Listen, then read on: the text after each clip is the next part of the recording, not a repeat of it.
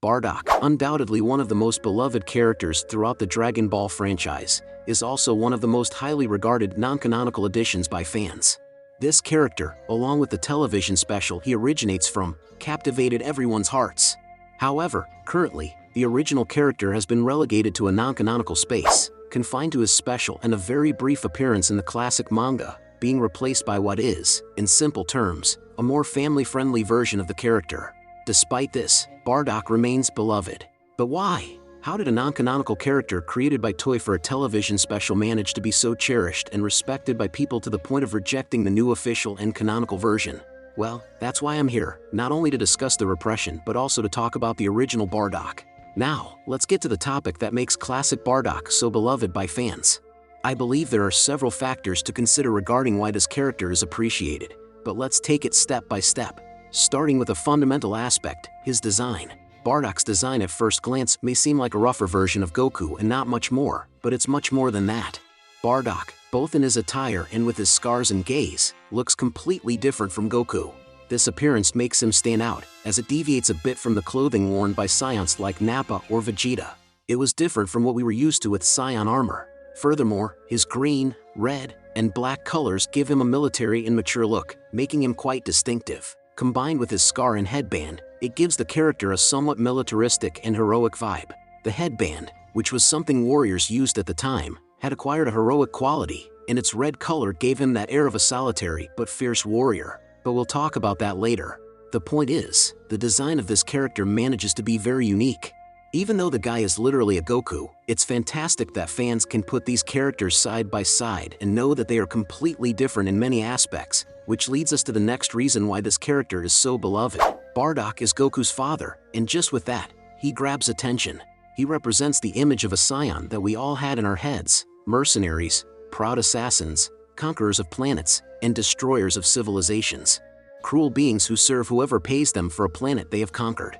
It's this cruel and ruthless nature that characters like Raditz, Nappa, or Vegeta possessed that made many of us wonder what these Saiyans were really like. Bardock shows us all that and much more. Every time someone thinks of a Saiyan, they imagine someone like Bardock, a ruthless killer who doesn't hesitate to take down anyone in front of him, and that resonated with fans a lot. This violence is well represented in this character. Additionally, the very concept of the character is an important factor to consider. Bardock is a space mercenary from a warrior race that divides its members into high-class and low-class warriors. Bardock belongs to the low class, but he demonstrates tremendous combat potential, making him powerful and feared. The fact that Bardock represents his race is partly what makes him such a beloved character. The way he ignores Goku and despises him for his low power level, yet values his friends and comrades, adds another layer of depth that sets him apart from characters like Vegeta. It's fascinating to see how this seemingly emotionless and merciless killing machine mourns the deaths of his comrades, carrying their hopes and the blood of the Saiyans within him.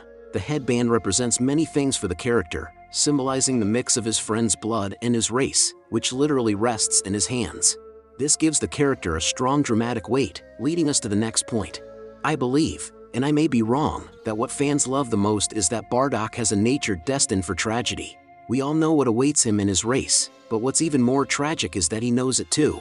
Cursed by one of those extraterrestrials, he is condemned to see the future of his planet and his own death, engaged in a race against destiny that is inevitable. This tragic nature makes us appreciate the character even more, as he fights tooth and nail against his fate.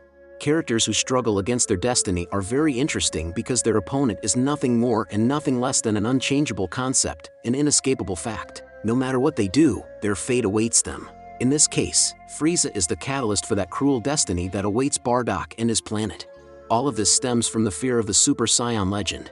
With the deaths of his friends behind him and having been ignored by his own race, Bardock decides to face Frieza alone in a final battle.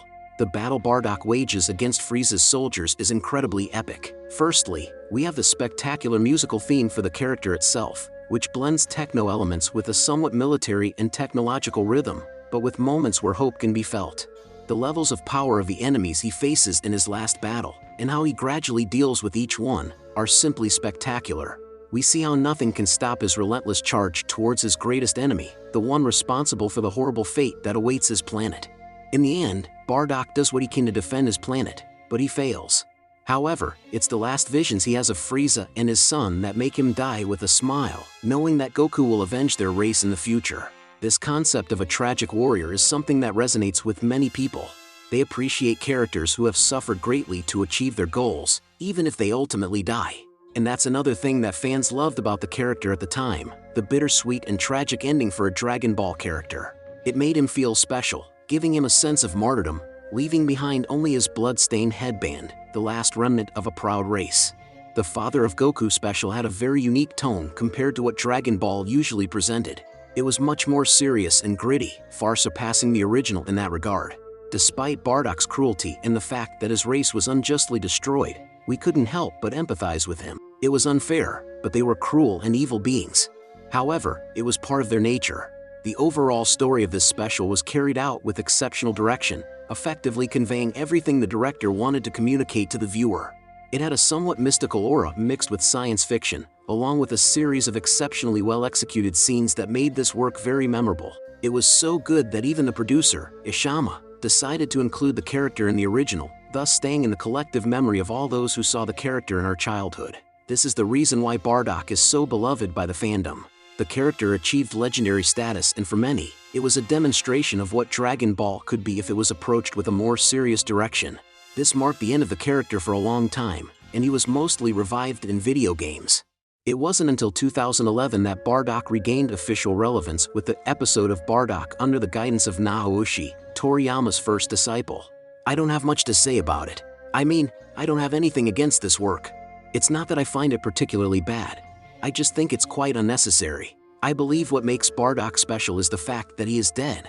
The same reason why characters like Bardock, Iodos, or future Gohan are legendary. However, I admit it's cool that he is the one who originated the Super Saiyan legend. I suppose it's okay, although I always find it quite illogical and strange how he's supposed to have survived. It's all very weird, but it's fun.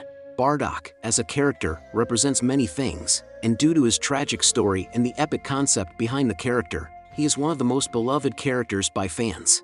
Now, as for his new version, well, we'll find out in future videos, so stay tuned. We'll see you very soon. Goodbye.